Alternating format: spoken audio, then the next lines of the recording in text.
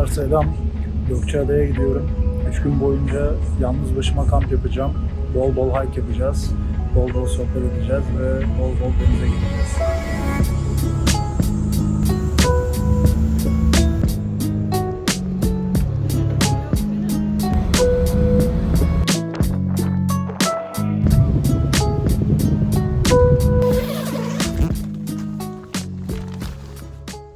Arkadaşlar günaydın.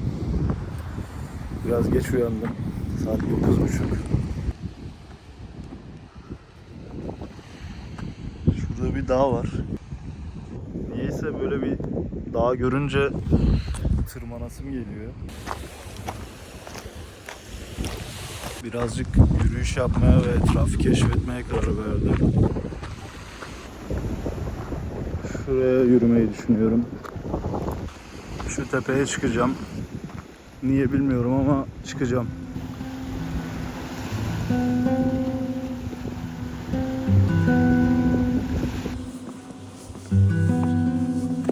Burası hep kayalık. İlginç bir terayını var. Beğendim bayağı ama çıkıntılı.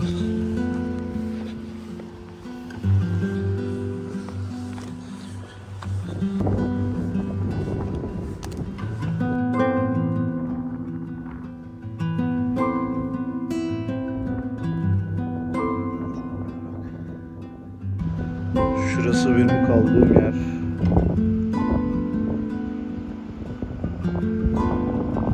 Koy gerçekten böyle bir U şeklinde oluşmuş. Deniz muhtemelen binlerce yıl, hatta milyonlarca yıl içerisinde buradan kazıya kazıya karayı geriletmiş. Böyle bir ova şeklinde gidiyor.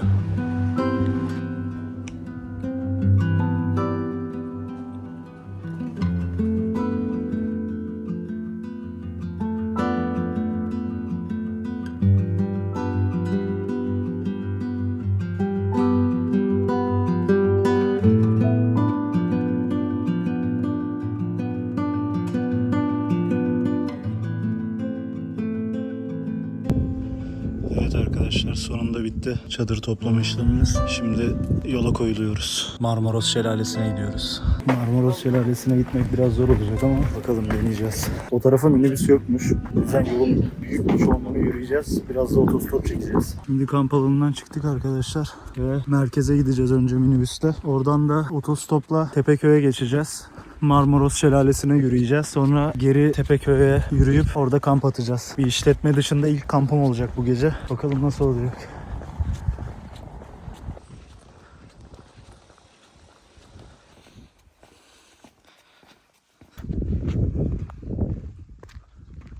Kamp yerine totalde 1250 TL ödedim. Kahvaltı dahil de içine. 400 TL kahvaltı, 750 TL çadır kurmak için yer parası, 100 TL de su parası. Su içtim çünkü haliyle insanım. Değdi mi? Bence değdi ya. Dün gece dışarıda geçirmektense, tek başıma kamp atmaya çalışmaktansa, daha çadır kurmayı bile bilmiyordum o sırada. Ama neyse ki dün gece öğrendim. Ahmet kardeş sağ olsun. Orada çalışan bir arkadaş yardım etti bana çadırı kurmamda. Ben de kurarken öğrendim haliyle. Bu gece daha farklı bir yerde kalacağız. Bakalım nasıl olacak. Şelalede de atmak istiyorum aslında kampı ama yani yasak olduğuna dair söylemler duydum buradaki çalışan abilerden falan. O yüzden şelalede atamayabiliriz. Araştırmaya devam edeceğim yol üzerinde de. Şu an ama çanta çok ağır geliyor. Baksanıza şu güzelliğe.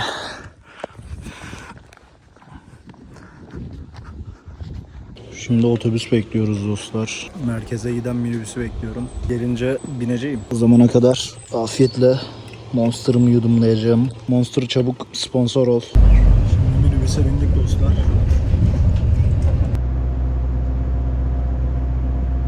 Dostlar şimdi merkezden Tepeköy'e yürüyorum. Yolda otostop çekeceğim. Umarım duran birisi olur.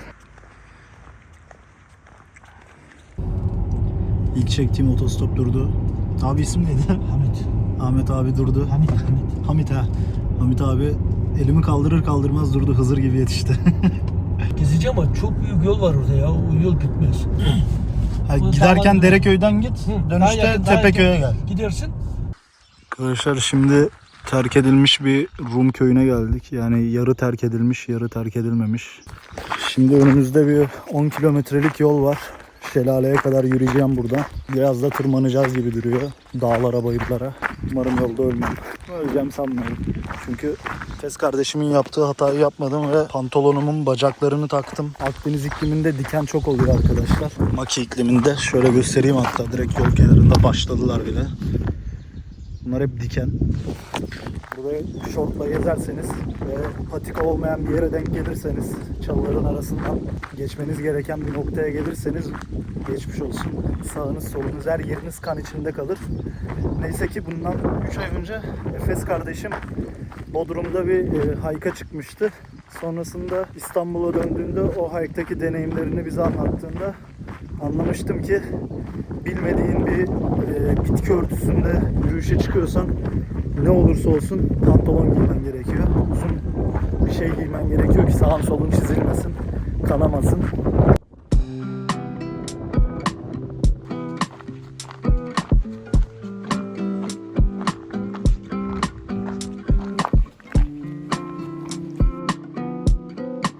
Şurada keçiler var. Hayvan görmeye bayılıyorum ya. Birinci kilometreyi tamamladım arkadaşlar ve manzara aşırı iyiydi. Şöyle göstereyim.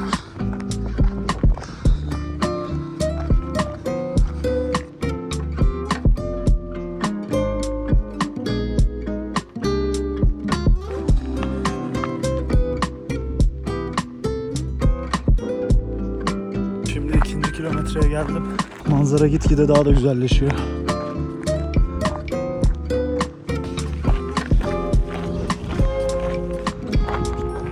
Burada keçiler var.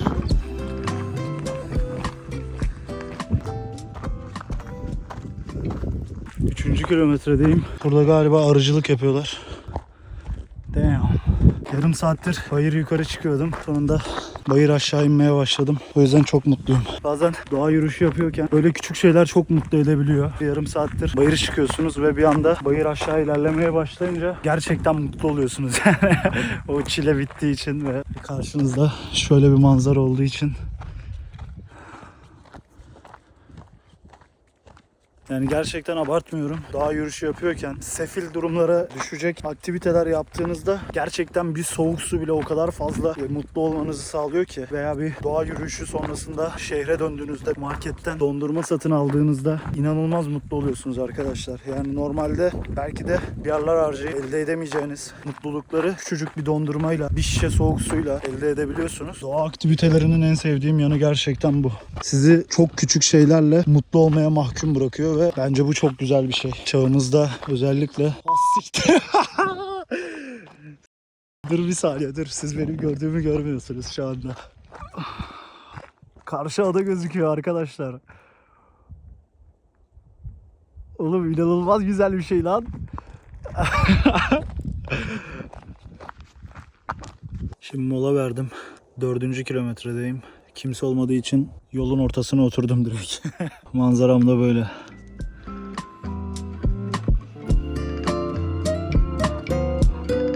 Dostlar 5. kilometredeyim ve manzaram şöyle.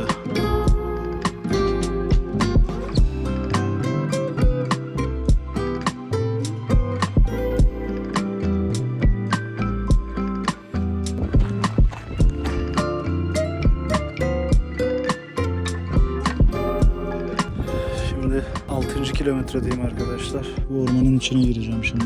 Ormanın içinden geçtim. Yeni bir patikaya çıktım şimdi. Hatta şurada bir tane tabela var. Kırılmış. 800 metre kalmış. Buradan devam edeceğiz şimdi bu yoldan.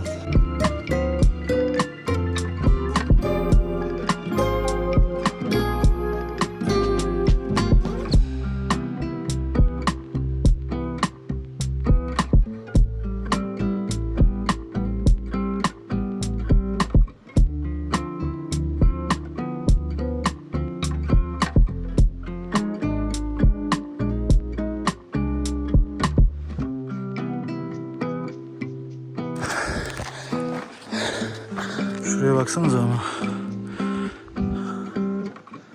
Taşların şekilleri çok yapay duruyor.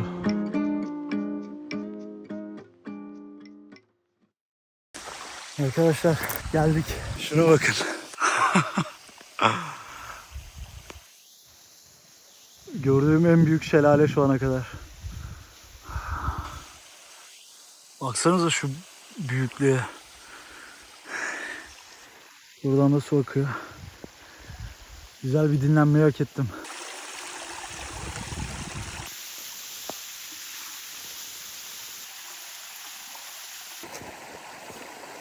Arkadaşlar, evet, hedefimize vardık. Yemek yiyeceğim ve buranın keyfini çıkartacağım.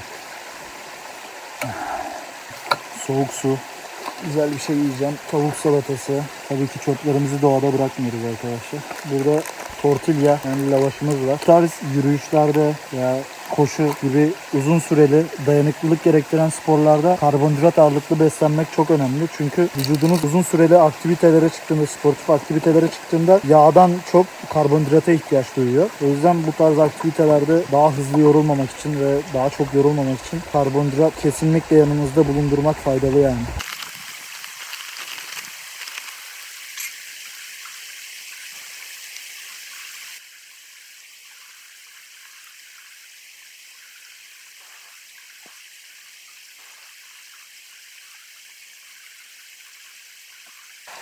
En sevdiğim şey arkadaşlar, gerçekten uzun bir yürüyüş veya uzun bir koşu sonrasında yemek yemek. Gerçekten ne yerseniz yiyin aşırı lezzetli geliyor, var ya, ne yerseniz yiyin. Şu an yani ayıptır söylemesi, kötülemek gibi olmasın ama o kadar iyi bir marka bilmiyorum. Ser ve tavuk salatası yiyorum ama inanılmaz lezzetli geliyor. Öyle değil. Hemen kendime ufak bir dürüm daha yapacağım. Yani yemek mi çok iyi yoksa ben mi çok açım bilmiyorum ama şu an gerçekten hayatımda aldığım en iyi zevklerden bir tanesini alıyorum. Keşke yanımda ayranım da olsaydı ama buraya kadar taşıyamazdım.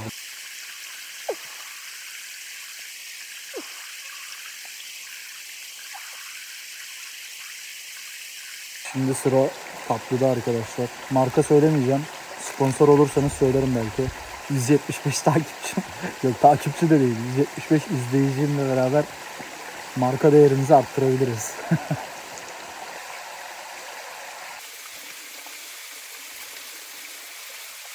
Şimdi şelaleden biraz su içeceğiz arkadaşlar.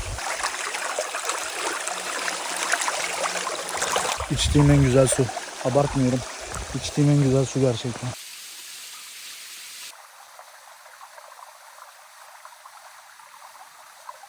Şimdi dönüş yoluna geçiyorum arkadaşlar. Güneş batmadan kamp atacak bir yer bulmam lazım. Kamp yeri bulduğumda görüşürüz. O zamana kadar video çekmeyeceğim. Hızlı olmam gerekiyor güneşi kaçırmamam lazım.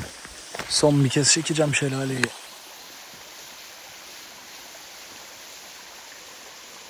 Arkadaşlar, biliyorum dönüşte video çekmeyeceğim dedim ama şu manzaraya bakın.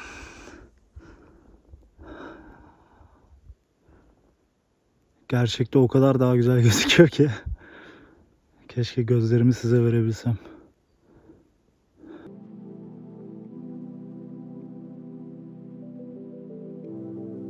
Dostlar, şu an Türkiye'nin en batı ucundayız. Güneş karşıda.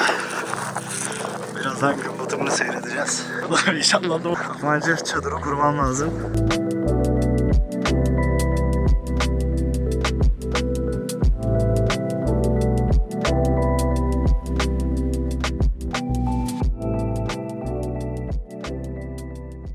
Güneş şu an tepenin arkasında. Bakalım ama önce şu tepeyi aşmamız gerekiyor.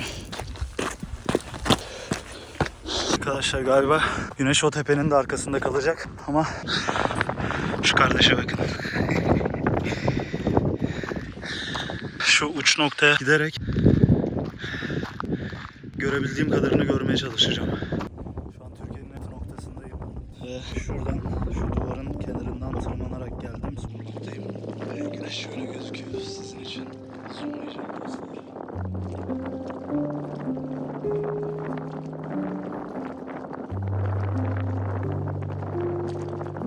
Tırmanmam gereken alana geçiyoruz. Bakın şurayı şuradan geçip şu yarıkların içinden sonra şu yarığa ulaşıp o yarıktan yukarıya tırmanmam gerekiyor. Yani düşersem ölmem ama suya düşerim. Üzerimde telefonum var. Hiç hoş olmaz.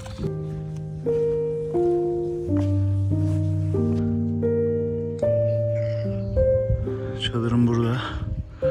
Hava böyle gözüküyor. Sabah görüşürüz arkadaşlar.